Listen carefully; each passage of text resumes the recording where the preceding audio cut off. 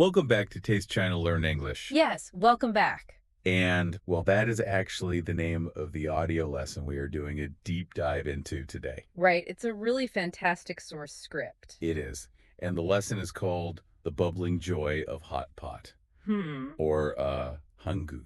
Hanggu, exactly. So, to start, I want you to just think about, the absolute coldest, windiest winter day you can possibly imagine. Oh, I know that feeling, just freezing. Right. You were walking down the street completely frozen, and you finally pull open the heavy door of this restaurant. Mm. You step inside, and immediately your glasses just fog completely up. Yes, the steam hits you right in the face. Exactly. You get hit with this intense wall of heat and the sound of like a dozen loud conversations overlapping. And that smell, too. Oh, the aroma. Heavy toasted chilies, rich garlic. And you sit at a table with your favorite people, and right in the center is this massive, bubbling pot of soup. It's just a highly specific kind of comfort, isn't it? It really is. And the script we are looking at today captures that contrast perfectly.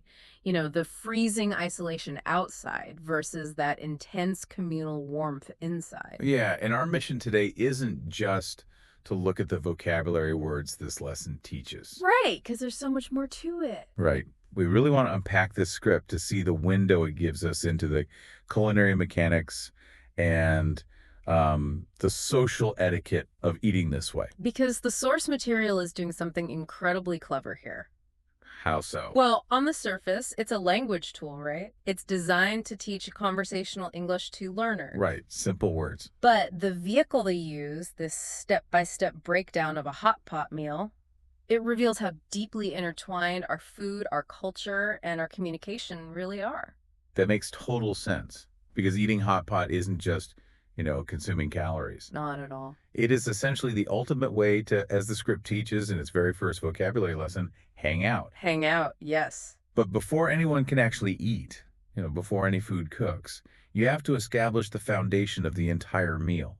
You have to navigate the broth. Yes, the soup base. And because hot pot is fundamentally a shared experience, picking this base is not a solo decision.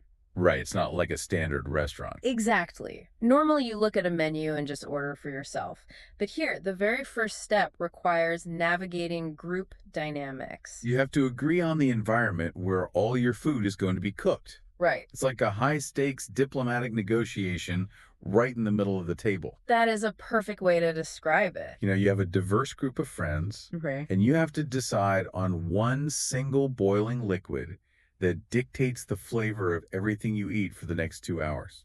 And according to the source script, this usually sparks a pretty big debate.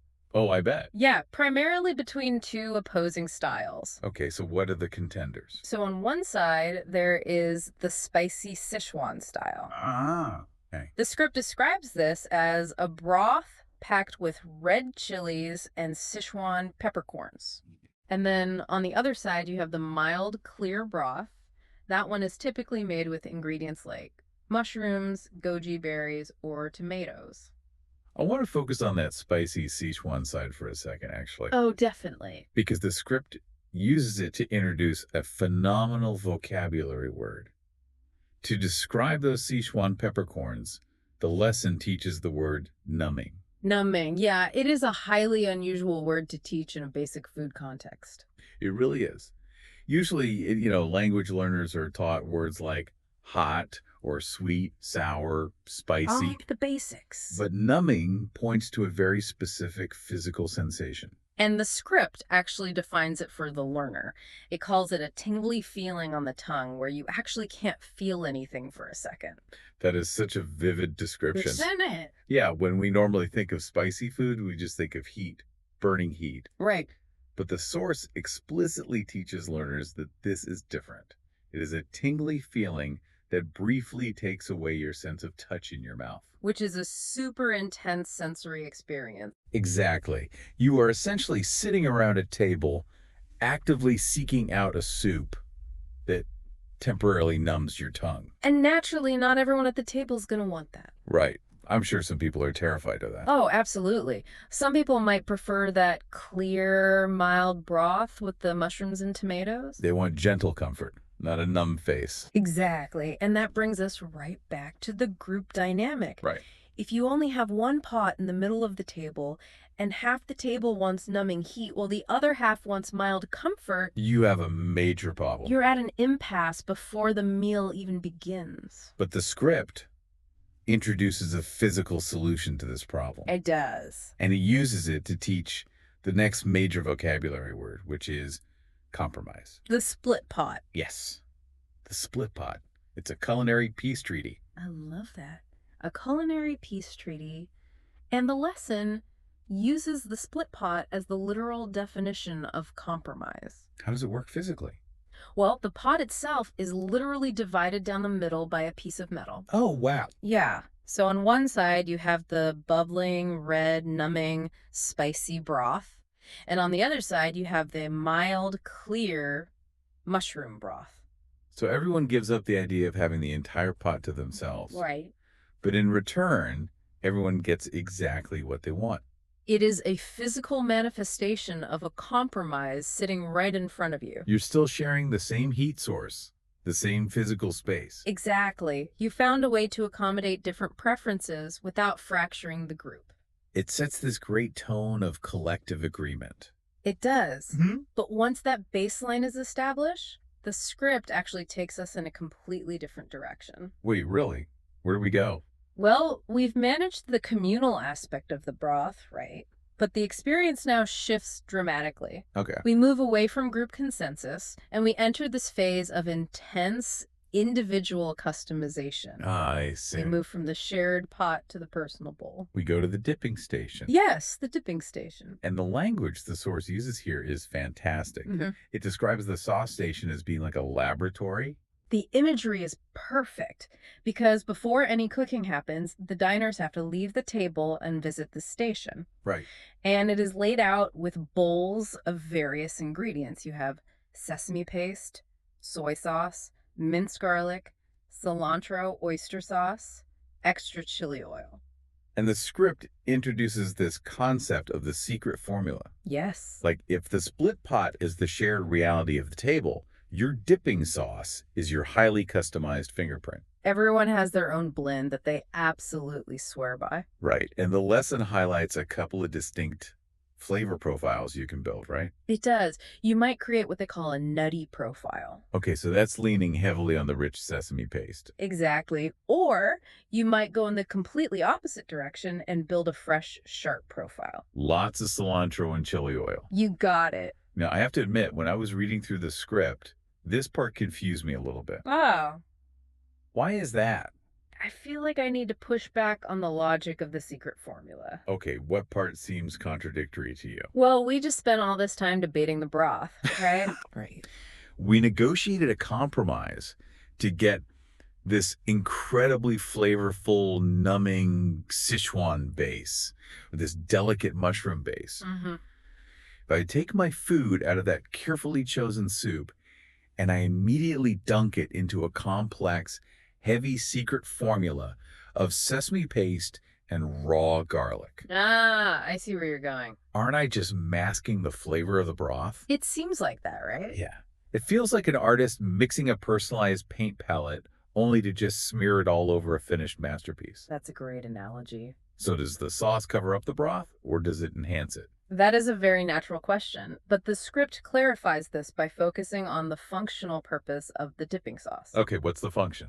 Well, the lesson specifically defines dipping as putting food quickly into a liquid and taking it out. Quick in, quick out. Right. It isn't just about adding flavor, it serves a crucial mechanical purpose for the meal. Mechanical in what way? Think about the physical reality of the table right now. Okay. You are pulling a piece of meat out of a pot of boiling liquid. Right. It's basically lava. Exactly. It is scalding hot. So the script notes that the dipping sauce is essential because it actually cools down the boiling hot meat so you can eat it comfortably. Oh, wow. Yeah, while simultaneously adding that extra layer of taste. Ah, I see. So it is fundamentally a temperature control mechanism. Yes, exactly. It cools the food down rapidly. And as for your concern about masking the flavor, Right, the smearing of the paint. the script suggests the sauce adds an extra layer. It isn't erasing the flavor of the broth at all. It's meant to complement it. Okay, that makes more sense. The quick dip in the sauce provides a contrast. You get the temperature drop, the rich or fresh notes from your secret formula, and then the underlying numbing spice or the savory notes of the broth coming through at the end. So the personalized paint palette isn't destroying the masterpiece. Not at all. It's just a different lens to view it through. That's exactly it. It's a two-part process. You need the communal broth to cook the food, and you need the individual sauce to cool it and finish the flavor profile. Which brings us to the actual mechanics of the meal. Finally, we get to cook. Yes. Yeah. The broth is bubbling, the personal dipping sauces are engineered and sitting right in front of you. Now it is time to cook. And this section of the script explores a very specific physical vocabulary. Because you don't just dump a plate of ingredients into the water. No. There is a sequence, and there are very specific types of food required. Right. The script heavily emphasizes thinly sliced beef and lamb. The emphasis on thinly sliced is entirely practical here. Because of the cooking time. Exactly.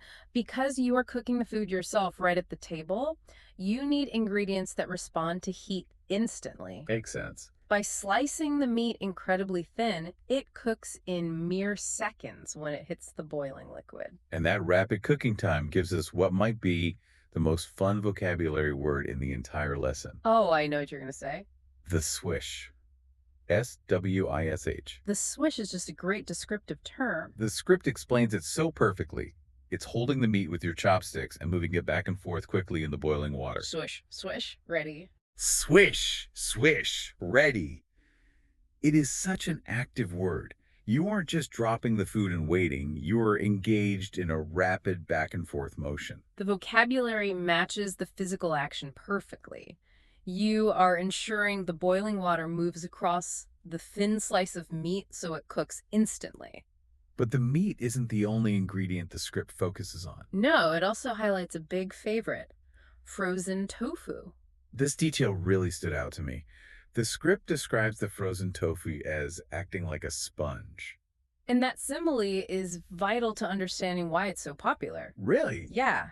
When tofu is frozen and then thawed in the hot pot, its texture changes completely. Oh, I didn't know that. The script notes that it soaks up all the soup. It literally acts as a structural sponge, absorbing a massive amount of the broth's flavor right into its core. So when you bite into it after cooling it in your dipping sauce, of course you get this rush of the broth it absorbed.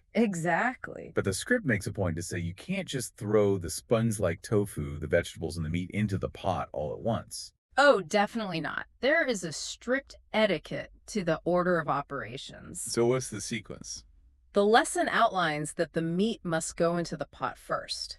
Which seems kind of counterintuitive if you just want to eat some vegetables. Yeah. Like, why does the meat have to lead the way? Because the meat actually gives the broth more flavor. Oh, of course. As everyone is swishing their thinly sliced beef and lamb, the juices and the essence of that meat are actively flavoring the boiling soup. You are building the base. Exactly. Following the strict etiquette, the vegetables, the mushrooms, and that spongy frozen tofu go in next. It reminds me of laying the groundwork for a building.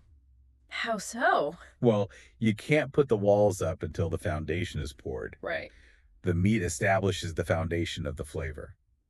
The vegetables and the tofu are the structure that benefits from that foundation. That's a really good way to look at it. And then, according to the script, the noodles always go in at the very end. They are the absolute final step in the sequence. And it makes perfect sense based on what you just said. Right, because think about the broth at that point. Yeah, if the broth has been taking on the flavor of the swished meat and then the earthy mushrooms and the vegetables for the last hour, That liquid is entirely different than when you started. the noodles go in last so they can absorb all of that accumulated complex flavor from the entire meal. It creates a constantly evolving experience. But navigating this shared space, with everyone cooking different ingredients in a specific order, it introduces a very real challenge. Oh, it really does. The script brings up a moment of danger and humor that anyone who has eaten hot pot will recognize. Ah, yes. The soup ocean. The soup ocean. The vast bubbling depths. The script points out the very real anxiety of losing your food in the pot. It happens to the best of us. You put a beautiful piece of thinly sliced lamb in, you are swishing it, but maybe you lose your grip on the chopsticks. And suddenly, the meat disappears into the soup ocean. It has gone into the bubbling broth, and you are just hoping someone eventually finds it. Probably totally overcooked by then. But that phrase, soup ocean, it captures the unpredictability of the shared pot. And the script actually uses that unpredictability to teach the ultimate rule of hot pot etiquette. Which is patience. Patience. You have to wait your turn. Because it is a shared space, you cannot rush the process. You have to be mindful of where other people's chopsticks are. You have to accept that sometimes you will lose your food to the soup ocean. It's all part of the fun. It is. The patience required to sit around the boiling pot, taking turns swishing and retrieving food, is a core part of the social event. You have to be incredibly present. Very much so. You can't just disengage from the table. When you are actively managing your own cooking, you're dipping and navigating around your friend's chopsticks. Right. It requires a level of attention to the people around you that a standard dinner just doesn't always demand. Absolutely. And when we pull back and look at all the vocabulary and concepts the script teaches, a very clear picture emerges. What's the main takeaway for you?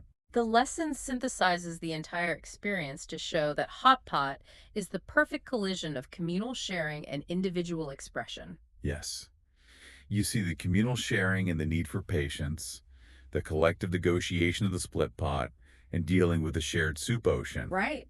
But you also have that fierce individual expression when you step away to the laboratory to build your secret formula dipping sauce. And all of these concepts are anchored by highly specific vocabulary. Words like numbing, swish, split pot, and compromise. The script doesn't just teach the translations of the words. It explains the physical and social mechanics behind them. It really shows that to understand the language, you have to understand the environment the language lives in. Exactly. So for those of you listening to this deep dive right now, we would love to hear from you. We really would. If you were standing at that sauce laboratory right now, looking at all those bowls, what would your secret formula be? Are you going for the nutty sesame profile or the sharp fresh cilantro? And are you brave enough to try the numbing Sichuan broth? Or are you firmly claiming your territory on the mild mushroom side of the split pot? Let us know your favorite ingredients to cook with, too. Yes, share those with us.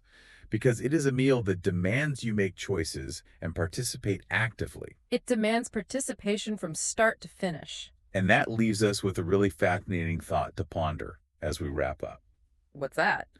Well, we're so accustomed to going to a restaurant, sitting down, and having a waiter simply place a finished dish in front of us, right? Right.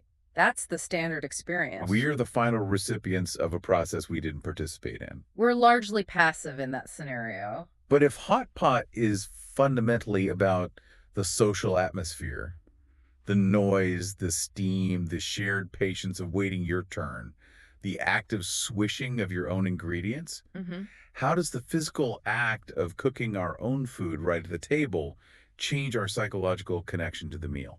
That's a great question. How does actively navigating that soup ocean alter the way we bond with the people sitting across from us compared to simply eating a finished dish? It's totally different. It really makes it seem like the effort itself might just be the most important ingredient.